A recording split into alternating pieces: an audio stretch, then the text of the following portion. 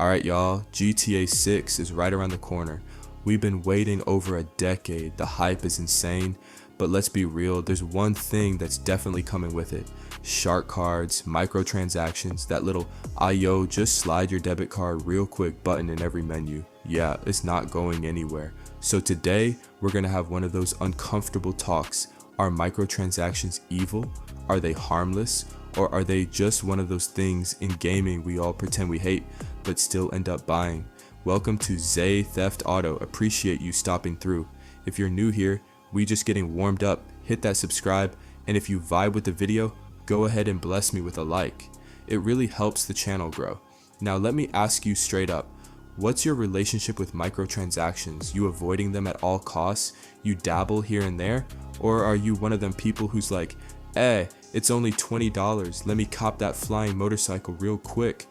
I love these crowd participation videos cause honestly, I'd be reading comments and some of y'all flip my whole perspective.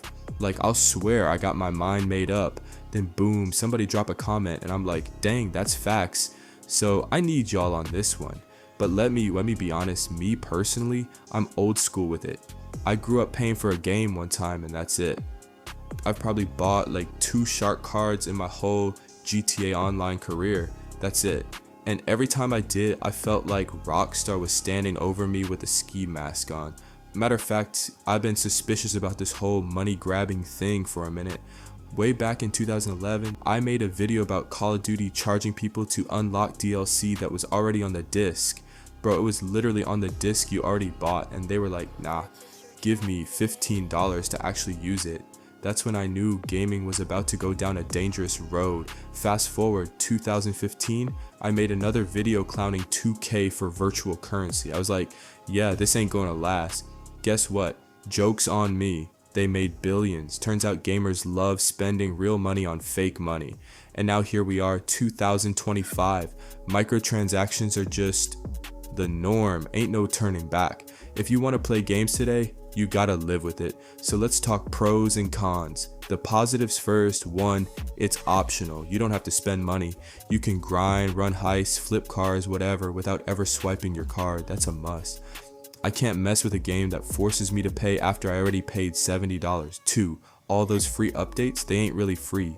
They're funded by shark cards, all those new missions, cars, weapons. If Rockstar wasn't raking in billions for microtransactions, we'd probably be paying $20 per DLC pack. So in a way, us not paying for DLC is thanks to the people who are buying shark cards. Shout out to the whales. 3, it keeps the game alive. GTA Online has been running strong for over 12 years with no monthly fee, no pay-to-play nonsense, and the only reason Rockstar kept pushing updates all this time? Shark cards kept that money flowing. Now, the negatives. First, the grind. Sometimes it feels like Rockstar designed it to be miserable just to make you buy a shortcut. Like, bro, I grind all day at work. I don't want to clock out just to grind again in GTA for a fake paycheck. That's when you start thinking, maybe one shark card won't hurt. Second, the prices. Some of these in-game cars cost like $5 million. That's like $100 in real money for a digital car. Bruh, I can go outside and buy a used Honda for that, and Rockstar knows exactly what they're doing. They inflate prices on purpose so you'll feel like grinding is impossible, and the only way out is dropping cash. Third, pay to win. GTA ain't the worst offender here, but some stuff definitely feels borderline.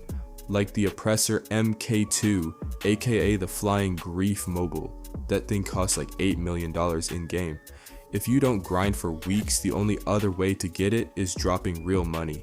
And once you got it, it's low-key an advantage over people who don't. That's where microtransactions cross the line for me. Now the middle ground, this is probably where most players live. We don't love microtransactions, but we tolerate them. They're not required, but Rockstar definitely nudges you towards them like a little devil on your shoulder. And with GTA 6 coming, oh, you can bet they're doubling down.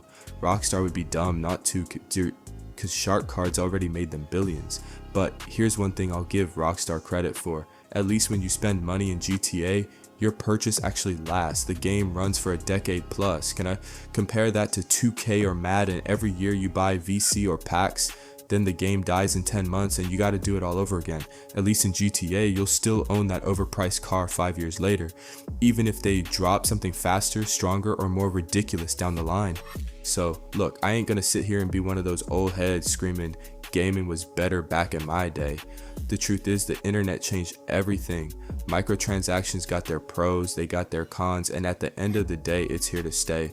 But I'll leave y'all with this. Be real. Are you buying shark cards? Don't lie. Somebody's keeping Rockstar rich, and it ain't just Jeff Bezos' kids. What limits y'all setting? Are you cool spending a little here and there, or are you strictly on the grind team? Drop a comment. I really want to hear where y'all stand. Appreciate y'all for rocking with me. Hit that like, hit that subscribe, and I'll catch y'all in the next one.